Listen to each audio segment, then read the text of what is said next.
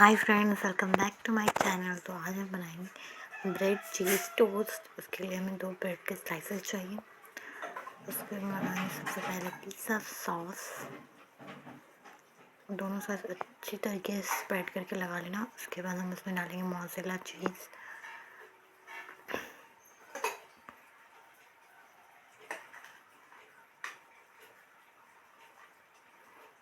उसके बाद ढेर सारे वेजिटेबल्स में मैं यूज़ कर रही हूँ टमाटो, कैप्सिकम और अनियन।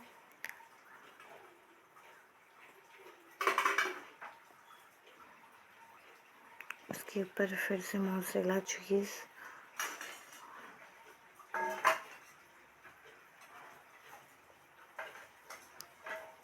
चिली फ्लेक्स,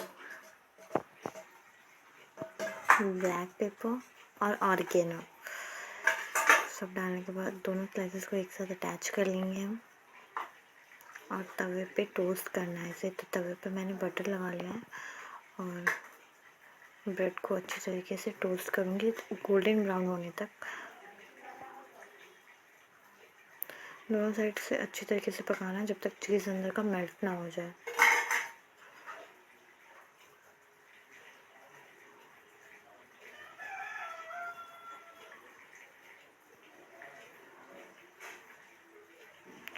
अब ब्रेड चीज़ टोस्ट एकदम तैयार हो चुका है, अच्छे से टोस्ट हो चुका है। तो अब इसे हम ट्रे में निकाल लेते हैं।